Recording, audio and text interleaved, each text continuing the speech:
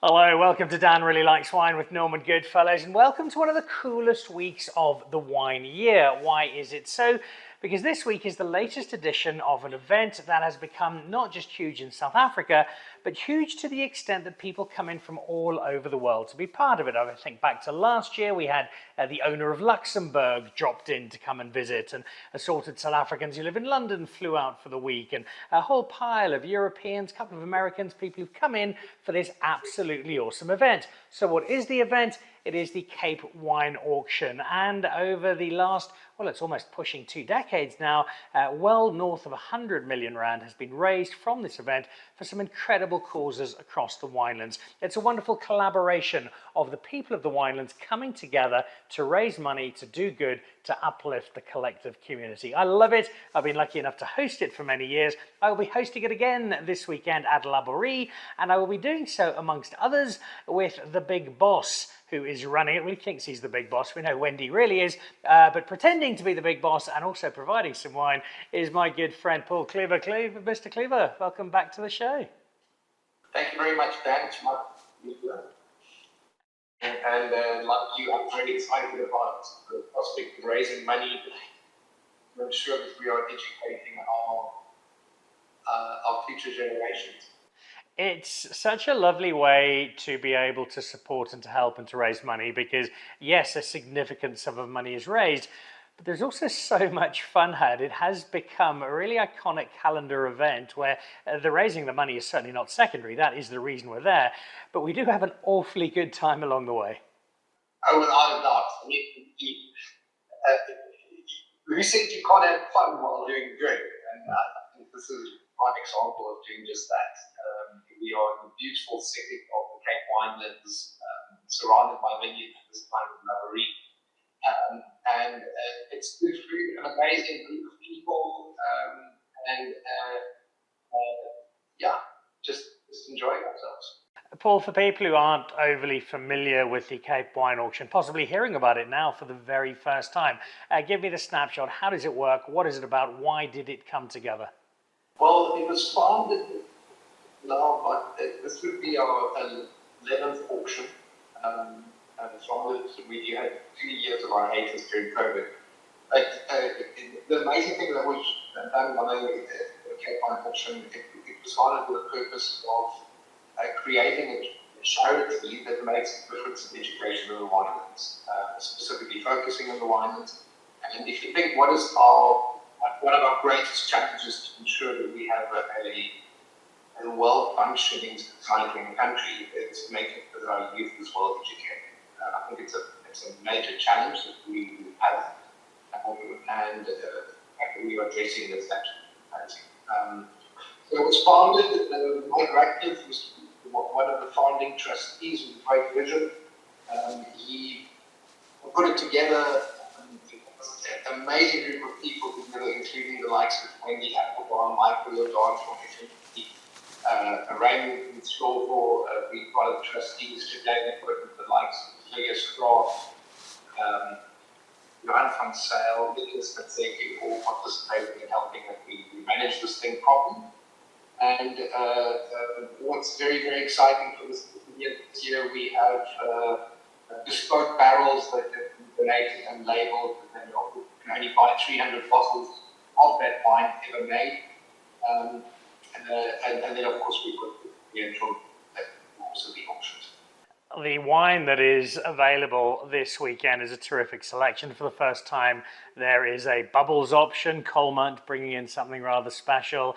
There's wine from your good friend and fellow trustee, Sir de Villiers Graaff, with the fabulous Rubaiyat out of Durbanville coming from Grendel, wine from people like Vergelegen and Antonie Rupert and Creation. And then there is Paul Clüver itself. Now, I'm not remotely objective here because I adore this wine. This is your Seven Flags Pinot Noir. It is benchmark South African Pinot Noir. It's hard to find anything that will top this. Tell me a bit about this particular vintage and why you feel it's a really special one to be able to get hold of, if you're lucky enough to do so this weekend. Yeah, thank you. I think all the wines that are pretty amazing and special. I should start there. And I'm so grateful to our fellow wine producers who have come together and donated. What's great about the Pinot Noir, it's one barrel, so it's more limited than the normal 7 flags. It's taken out of that batch for the vintage, and I mean, for me, the amazing thing is the combination of so many years of hard work coming together in a bottle of wine, and Pinot Noir being the only red wine that we focus on. It's a wonderful example of just keeping at the grindstone and making sure that we improve every single year. The net result is worth the team. But we can't mention this wine without mentioning a family member of yours. Andries has been making wine at Paul Clüver since the late 1800s. He knows every single inch of the Paul Clüver property back to front. It's allowed him to take his extraordinary natural gift for making wine and couple it with this understanding of the terroir, of what vineyard works, and just be able to give through this 7 flags this most extraordinary expression of Pinot Noir. With quite a lot, and I mean, the amazing thing is, Andries has been with us now since '97, so almost 50 vintages. And if you think about it, you can learn from the previous vintage, know where you've made a mistake and try and rectify it. But it's definitely not like making a food dish, and if you know you've added too much salt or pepper last night, you can fix it tonight, right? Or even in the same evening. The wine, if you screw up this bit, you can actually fix it next year. So knowing the vines, knowing the vineyards, having that experience, I think is vital to ensure long-term success. If you look at some of the most famous wine producers of the world, being Laborie, even, they have only 3 winemakers, and that handover process goes on. I mean, your next query could be is, how do you ensure that you continue improving? How do you ensure that you have the very best person in the job? And with that, we have Martin from Burgundy, who also consults for us, who challenges us with wine. He comes out during harvest, and he comes out during blending, and literally he's there to almost poke the bear, right? Challenge the winemaker and say, why are you doing this? Why are you doing that? Which I think is of critical importance, and not a criticism of winemaking, but almost an answer to think about. I mean, even Roger Federer, one of the greatest tennis players in the world, had a coach, right? Tiger Woods has a coach, and I think you want to be at the top of your game and be someone that sharpens you and they on fun. Until now, I think Roger Federer and Tiger Woods being mentioned at places like the Laureus World Sports Awards would have been the ultimate accolade. They've now been compared to the 7 flags at Paul Clüver. I think that is a new level of endorsement for them both.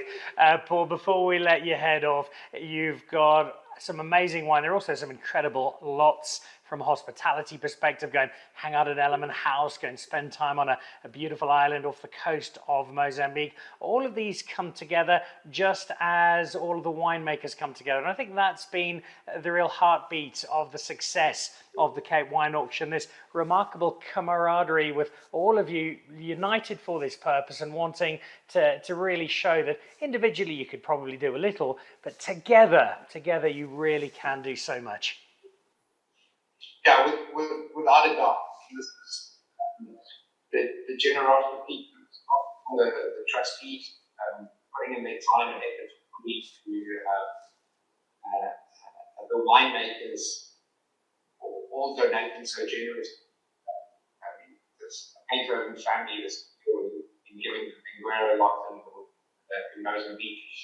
The Rovers Rail with Villiers, Creation and what the Creation is giving a barrel to the Fox, and giving experiential lots, and the list just goes on and on, right? It's not limited to wine mining. I think overall we had more more than 100 different wineries participated in the auction, and giving their time, their product, putting together lots, and 100% of the proceeds ends up going to the children where we can make it. Well, you have made an enormous difference. You will continue to make an enormous difference, and Saturday will showcase that marvellously. Paul, best of luck. I will see you down at the Cape auction, Cape Wine auction end of the week. Can't wait to be part of it, and can't wait to celebrate another fantastic edition of just a wonderful, wonderful celebration of wine and philanthropy in equal measure. Thank you very much, Dan. There we go. Paul Clüver, the 2021 Seven Flags Pinot Noir, part of the wine on sale this weekend at Laborie, as the winemakers of the Cape come together to create some incredible change. The Cape Wine Auction is at Laborie this weekend. There will be an extraordinary group of philanthropists, there will be wonderful winemakers, there will be socialites and celebrities, and then there will be aristocracy, because amongst the trustees for the Cape Wine Auction Trust is, I think he's not just Sir de Villiers Graaff in terms of the Grendel, he pretty much runs Durbanville as well, and we're very excited to have him back on the show. De Villiers, warm welcome ahead of what's a really, really exciting weekend. Are there some goosebumps as we count down to the big auction on Saturday? Yeah, Dan, thanks for having me, and I'm really excited to be attending on Saturday, the morning and the evening, afternoon, and excited to see how the lots go. You are involved in all manner of aspects of the wine industry. You're also, as with the Grendel, involved in all sorts of philanthropic endeavours and have been for many years. Why this one? Why have you chosen to not just support through the Grendel with some wonderful wine that we'll chat about in a moment, but also personally to come on board as a trustee and to be part of this team that puts the auction together and takes money out to the community? Well, Paul Clüver invited me a year or two ago, and what really drew me to get involved was the fact that all the money is raised from the auction to go to education and to children in the winery. So that's really close to the family, in that my great-grandfather, who was born in Villiers in 1859, was one of 9 children. He was the middle child, and he never had a formal education, and was sent to Cape Town to work for his uncle owned a butchery as a 12-year-old, where he worked as a creative, and then went to night school to get his education. And in 1905, he donated £100,000 to build what is now known as the restaurant school in Villiers. And at the school, we still support this day with helping with renovations and with a bursary. And throughout my farming career, we've always supported our farm worker children with education and other initiatives. The district was an extension, obvious extension, to expand our interest in helping improve lives of particularly the underprivileged. We live in a world, Villiers, where if we turn on the TV, we open social media, we flick through those few newspapers that still exist. The headlines generally aren't terribly uplifting. There's a lot of grimness to the world in which we live. And yet I find when I come away from this particular event, when I walk off stage on the Saturday and we look at a big number on screen and we look at a room full of people who've all come together for the same reason, it does make you feel that maybe there is still just a little bit of hope for this planet we live on. Yes, there's a lot of noise out in the world, in the news, both internationally and domestically, and it does often become overwhelming, but one has to, as an individual and as a wine producer and as a South African, you just have to keep on moving ahead, moving forward, and doing whatever you can to not only survive as a business, but also make a contribution to society. And I think that's critical for the next generation. And ultimately, that's why we're doing what we're doing, is to preserve and to improve.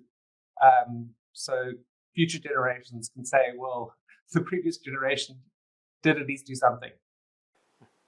Well, you do a terrific job of it, and you do it with a wonderful team. You mentioned Paul Clüver. You've got amongst that team Ken Forrester, who I suspect arrives at breakfast meetings with the trust with a magnum in each hand and opens them for breakfast. Raymond and Lovu, normally seen on the internet wearing nothing but a shower cap, flogging his Black Elephant wines from a bathtub. The completely impossible Wendy Applebaum. But it's a selection of great characters and great supporters beyond just the trust. Does it surprise you at just how closely knit the community around this auction is, and how much people have come together to support the auction? Yes, it's really heartening to get together as a wine body of producers, and in general the wine industry is very cooperative. And what I found with my involvement in the industry, I only got involved in 2011, is how wonderful, as you mentioned, the characters are in the industry, and learning from people who are so willing to share knowledge and information. There's no real direct competition because we individually so unique, and we have our own unique stories, and our wine is so unique. So ultimately, we are selling brand South Africa, and the more wine we can sell as a collective, we will sell as individuals at the end of the day. And you're also going to be showcasing your wine and getting plenty of admiration for it this weekend, because the barrel auction includes a wine that has taken many by surprise. I'll give you an example. I had a friend round for dinner late last year, not from South Africa, but knows South African wine and South African wine regions fairly well. And I poured some Rubaiyat from, I think it was about 2015, 2016, but didn't tell him what he was drinking. And he smiled, nodded, and said, "Oh, this could be a world-class Bordeaux, but I think knowing you, it's probably a world-class Stellenbosch. Either way, it's great wine." I said, "Well, it is South African, but it comes from Durbanville." And he laughed and said, no, where is it really from? Because there's often a perception that Durbanville, because the Sauvignon Blanc is so staggeringly good, that's kind of the style. And yet in the Rubaiyat, very different. And yet I have to say, consistently one of my favorite red wines, and one that people are going to be able to buy at the auction this weekend. Yes, the Rubaiyat's got an interesting story for the Grendel. It's a Bordeaux blend, and it was the brainchild of my father. I think because he was very keen on philosophy. He studied PPE at Oxford, and one of his favorite poems was the Rubaiyat written by Omar Khayyam, which was written in the 11th century by a Persian poet, mathematician, philosopher, very well known in literary circles. And he wrote the poem, the Rubaiyat, which means quatrain, about love, the meaning of life, and very often included the word wine in his prose. So I think for my father, firstly, I think because it was written as a quatrain, so i.e. poetry written in lines of four, he thought it would be a great name for a blend of four varieties, and a Bordeaux variety blended that. And it was very applicable to wine because of the philosophical nature of the poem, and in particular reference made to wine. So every year we print a different quatrain from the poem on the label. There are 160 verses in the full poem, and we've been making the wine since 2006. And this vintage that we have on auction is the 2020 vintage, and it achieved a 5-star platter, which we were very happy to receive. So it's got a great accolade, and it's a blend of Cabernet, 63%, Petit Verdot, which is 31%, and then Merlot and Cabernet Franc, which are 3% each. And it's aged in new oak barrels for 18 months. And we're very excited to showcase it. We've got great packaging, comes in a lovely box.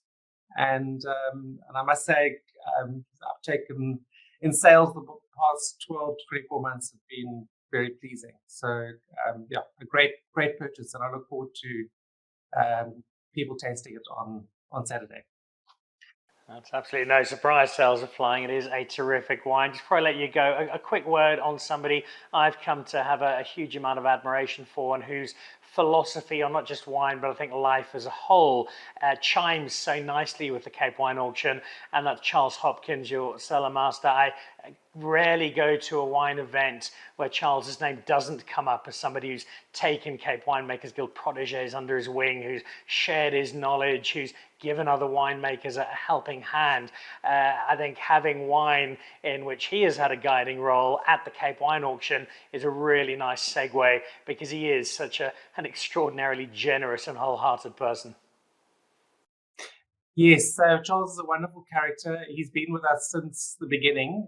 He even made wine for us before we had a winery. Just one anecdote, when my dad was coming up with the idea of making the Rubaiyat, he came up to Charles talks about my dad coming up to him in the cellar and saying to him, Charles, I want to make this. I want you to make a Bordeaux blend, and I want to call it the Rubaiyat. And then he said to Charles, "Have you heard of the Rubaiyat?" And Charles's reply apparently was, "Unfortunately, no, Sir David. I come from Bredasdorp." And Charles is an Afrikaner with an English name who comes from Bredasdorp and supports Paul Jim at rugby because he lives in Paul, and he's a wonderful character. And as you mentioned, someone that loves to impart his knowledge, and particularly with the younger winemakers. And very proud of the fact that we have proteges coming through the winery on an annual basis. And so far we've had 17 proteges come through the hands of Charles at Grendel. And have gone out into the wine industry to be very successful. So we're very proud of that. Well, they are wonderful champions of education and the sharing of knowledge at the Grendel, and that will extend into this weekend. De Villiers, we shall see you at the auction. Thanks again for the terrific support, and I shall be watching that right hand of yours very closely when the auction begins in the afternoon. Look forward to seeing you there, Dan. De Villiers Graaff at the Grendel, the Rubaiyat, one of the wines on auction, but De Villiers also part of this terrific group of trustees, the architects of the Cape Wine Auction at Laborie this weekend.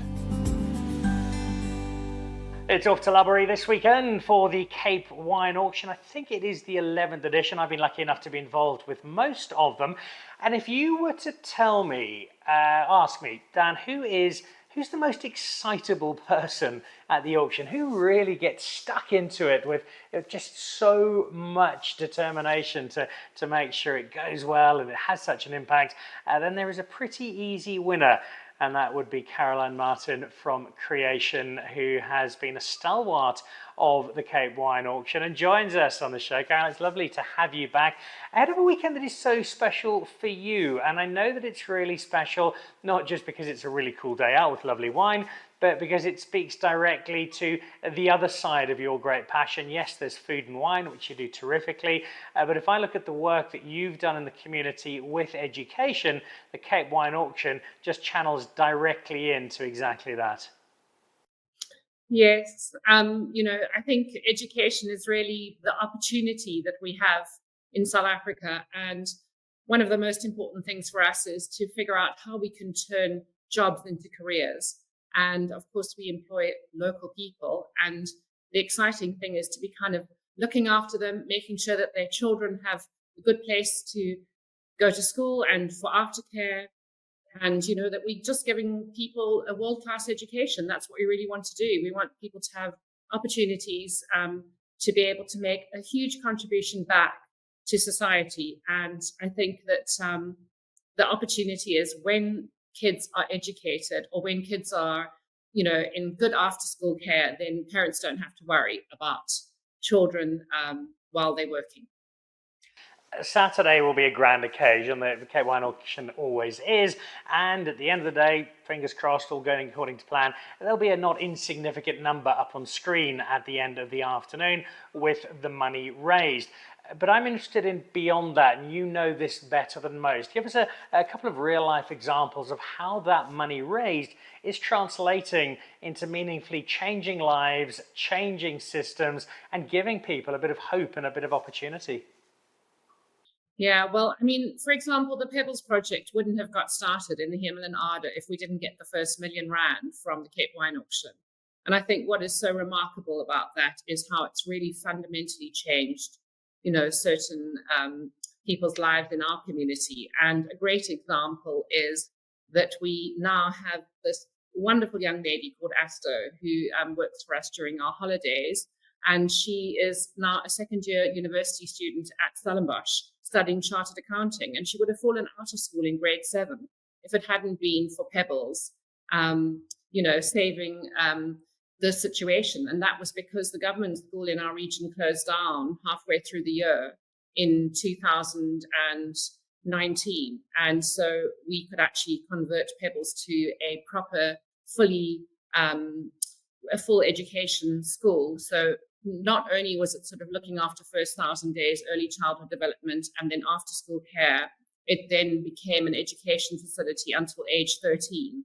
And basically, it got her through grade 7 and it got her into grade 8. And also the Pebbles project helped her get into a good high school in the Overberg and then into the Marty's program. So there's a lot of guidance that happens through projects like that. The other thing is that we've recently employed 2 youngsters that just finished their skills development training at Pebbles. So we set up a skills development training facility about 2 years ago, and they've been trained as sommeliers and in the International Wine Education Trust. And so they have permanent jobs now at Creation. So these are youngsters that did not finish their secondary education, but have been given a chance to actually, have careers. And I think that that is the great opportunity, is that we must never give up on people. I think it's really important to make sure that we give everyone the opportunities that they deserve.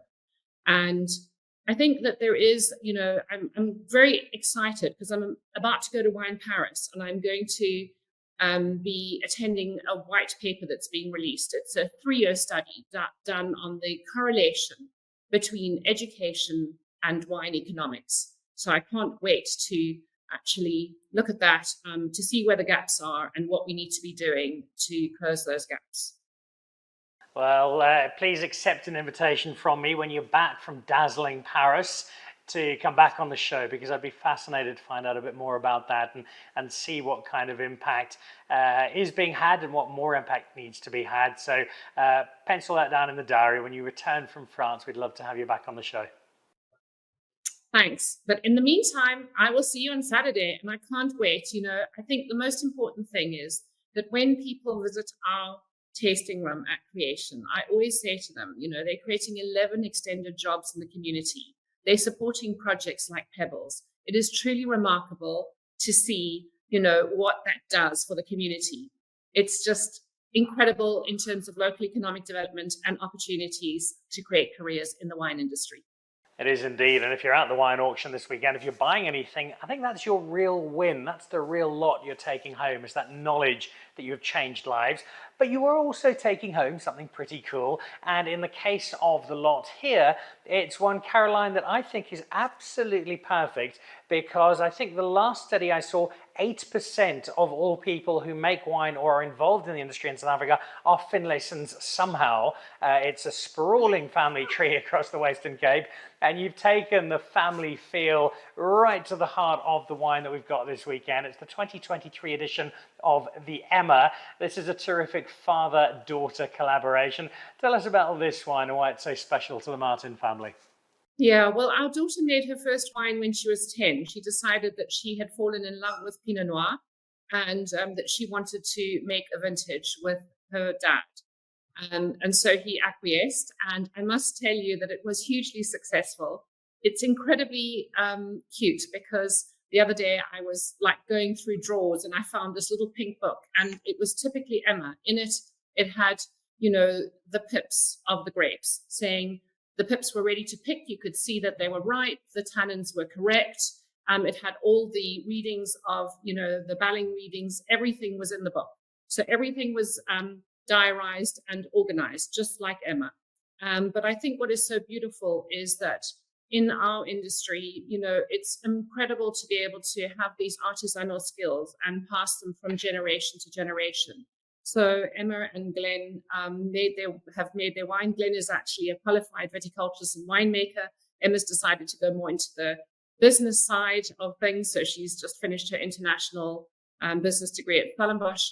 But she's currently helping me with strategy in the business. And so it's just fabulous to actually, see how we can actually create these intergenerational businesses. So much knowledge passed from one generation to another. And of course, the love for the land, the love for the people, and all the people that we work with, the work that we do is also passed on. There are always just such wonderful stories coming out of Creation. You've got just a few of them here today. If you'd like to be part of the extended Creation experience, well, you can always go and visit Creation, of course, which is life-changing. Or you could be out at Laborie and bidding furiously on the Emma, the collaboration between winemaker JC and his winemaking daughter Emma as one of the barrels at the Cape Wine Auction this year. Be warned, though, there are going to be a lot of people bidding for this one. Caroline, thank you so much. We'll see you at the weekend, and we'll tie down a date for your post-Paris return to the show to get some feedback on what sounds like another really, really exciting development in the wine world. Thank you so much. Look forward to seeing you, Dan.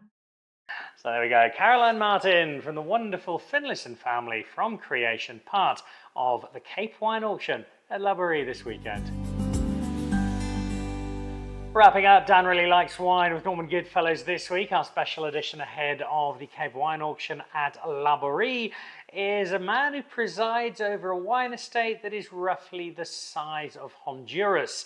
It has got incredible views, it's got all sorts of attractions, but most importantly, it's got a ruggedly good-looking Irish winemaker who's producing some devastatingly good wine. Luke, welcome. Lovely to have you back on the show.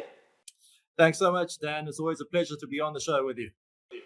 I almost feel like, since we haven't checked in a little while, how things are going at Vergelegen, because it was a big move a few years ago. It was very much the Lionel Messi leaves Barcelona for Paris Saint-Germain move. You'd settled in reasonably well last time I see you. How are you feeling with things at Vergelegen, and is the wine taking shape? Are things playing out as you'd hoped they would? They are very much playing out as I hoped they would, and it's like a piece of old hat now. I've really settled in and got to understand the property a lot better, although every day is still a learning experience, being a place that is so big as what we have here. And we haven't had the easiest harvest to get started with. I mean, my first one was a 23 where it was so wet.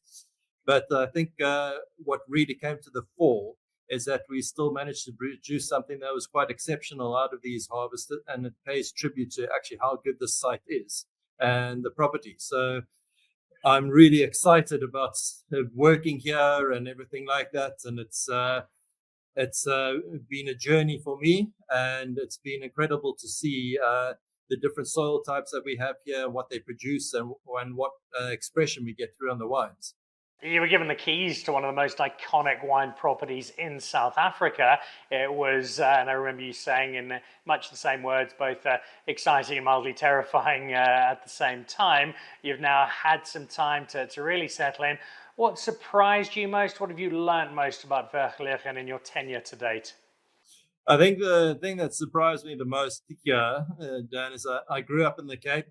I always thought I knew what wind was until I came to this property, and there's no doubt in my mind that the wind is ultimately born on this property. It's a vicious place when it comes to it.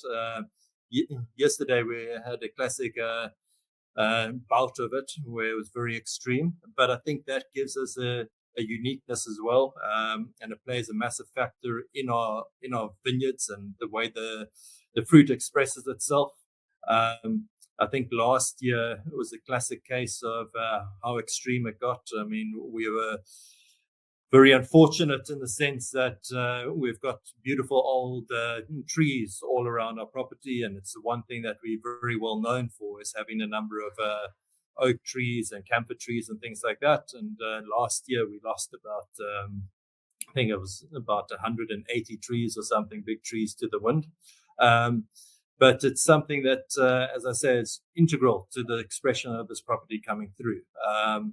The other thing that I've found very exciting and very unique here is the number of different soils that we have the pleasure of working with. I mean, you've got the likes of your shales coming through. We have a lot of grey whack here as well. And then you've got your granitic clays and granitic soils. So this all ties together to produce something that's of great complexity, got incredible expression. But most importantly, it's got a sense of place and a uniqueness about it that can really tie us back to this origin.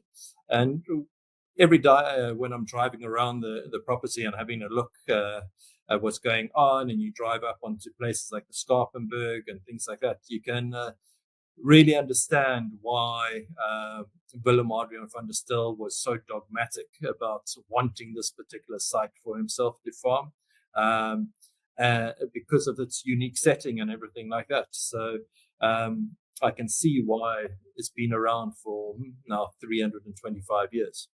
You have this extraordinarily diverse property. It gives you so much opportunity as a winemaker, but the challenge of being an artist with every single colour in the palette is deciding which ones to use, which brings me to the Reserve Cabernet Sauvignon out of the 2020 vintage that is amongst the barrel lots at the Cape Wine Auction. Why settle on this particular wine, and what is it from Vergelegen, from this array of opportunity you have on the property, that allows this particular wine to develop into something you clearly think is rather special?